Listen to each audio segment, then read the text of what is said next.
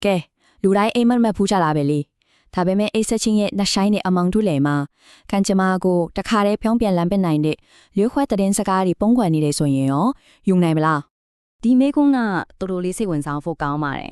ဟိုးရင်ခေတ်တွေကလည်းကလူတွေဟာအိမ်မက်တွေကနေတဆင့်အနာဂတ်ကိုကြိုးမြင်နိုင်တယ်လို့ယုံကြည်ခဲ့ကြတာအထူးသဖြင့်ပေါ့လေရုတ်တရက်ဆိုလိုချမ်းသာကြွယ်ဝမှုကိုစောင့်ချင်းပေးနိုင်တဲ့အိမ်မက်မျိုးပေါ့တကယ်ပဲအိမ်မက်ဒီမှာအဲ့လောက်ထိစွမ်းအားရှိနေတာလား အဓိကအချက်ကတပါပဲရှေးလူကြီးတွေရဲ့အစွဲအရဆိုရင်လူတိုင်းကတော့အိမ်မက်မက်ကြတာပဲ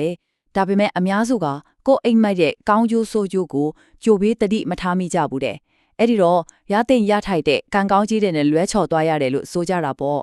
ဒီနေ့မှာတော့အဲ့ဒီလိုလွဲချော်သွားနိုင်တဲ့သတင်းစကားတွေကိုဘယ်လိုဖန်ယူမလဲဆိုတာတစ်ချက်လောက်လေ့လာကြည့်ကြအောင်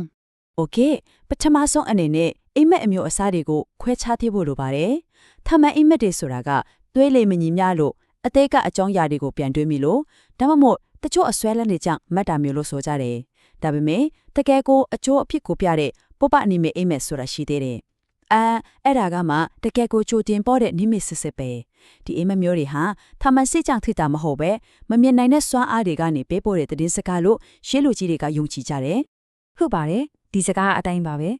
တကယ့်ကိုနိမိတ်ပြတဲ့အိမ်မက်မျိုးကအမြဲတမ်းမှတ်လိမ့်မရှိဘူးအရန်ကိုရှားပါပြီးတန်ဖိုးရှိတယ်အဲ့ဒါကြောင့်မို့လို့ဒီလိုအိမ်မက်မျိုးမှတ်ခဲ့ပြီးဆိုရင်သူ့ရဲ့အတိတ်ဘယ်ကိုနားလည်နိုင်ဖို့ကအရန်ကိုအရေးကြီးလာတာပေါ့ ကဲအခုဆိုရင်အေးကြီးဆုံးအပိုင်းကိုရောက်လာပါပြီဒီပေါက်ကင်းကိုညွန်ပြနေတယ်လို့အဆိုရှိတဲ့အိမ်မက်တင်ဂေတာတွေကိုတစ်ခုချင်းစီလေ့လာကြည့်ကြမယ်ဒီချက်လက်တွေကတော့ရှေးစရာကြီးတွေရဲ့ပြောကြားချက်တွေကိုအခြေခံထားတာဖြစ်ပါတယ်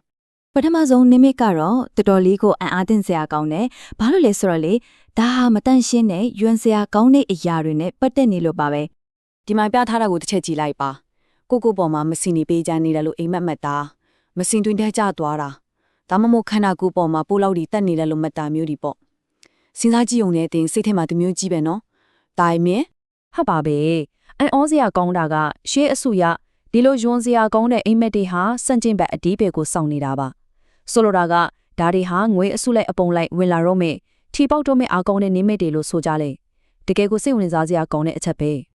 ကဲမြေကြီးပေါ်ကယွန်စရာတွေအကြောင်းပြောပြီးပြီဆိုတော့အခုတစ်ခါကောင်းကင်ဘော်ကခန္ဓာကြီးကျဲတဲ့ຢာတွေအကြောင်းကိုဆက်ပြီးကြည့်လိုက်ရအောင် ကောင်းကင်ဘဝကနေနေမလို့လို့ကြည်ကြဲခါနာတဲ့အရာတွေကိုကိုယ်တိုင်ပိုင်ဆိုင်ခွင့်ရတယ်လို့မြင်မှတ်တာမျိုးပါဥပမာကိုယ်တိုင်လမ်းပြီးစုခူးလိုက်ရတ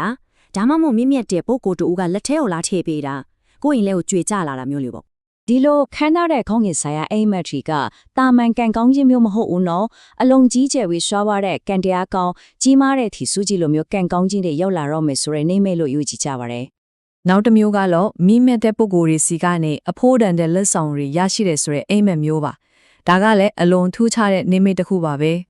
ဒီဖြစ်စဉ်ကိုအစင်လိုက်လေကြည့်ရအောင်ပထမဦးဆုံးရက်သေးယဟန်ဒါမှမဟုတ်ဝုတ်ဖြူစင်ကျဲတဲ့ပုဂ္ဂိုလ်ကြီးတူစီကနေမွန်မြတ်တဲ့တတိတလုံးကိုလက်ခံရရှိတယ်လို့မှတ်တာဒါမှမဟုတ်ခက်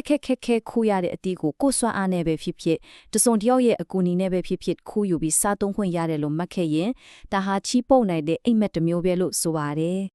ဒီကတိုးမျိုးပြန်တခြားကန်ကောင်းခြင်းကိုညွှန်ပြတဲ့အိမ်မက်နိမိတ်တွေလည်းရှိပါသေးတယ်ဒီပိုင်းမှာတော့တခြားစိတ်ဝင်စားစရာနိမိတ်တချို့ကိုအမြန်လဲတွားလိုက်ကြအောင်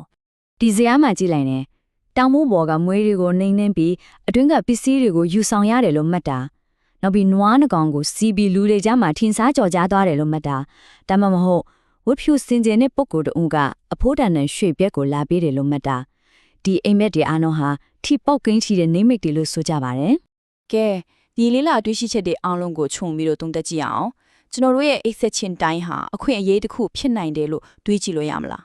းဒီအကြောင်းအရာတွေကိုသိသွားပြီဆိုတော့စဉ်းစားစရာတစ်ခုကြံထဲပါပြီဒီညအိမ်မက်ထဲမှာရောဘလို့တင်ခဲ့တာတွေပေါ်လာနိုင်မလဲအေးရဘေးမှာစာအုပ်နဲ့ပေါ်ပင်တစ်ချောင်းလောက်အစင်တင်ချပြီးကိုယ့်ရဲ့အိမ်မက်တွေကိုမှတ်တမ်းတင်ကြည့်နိုင်ပါတယ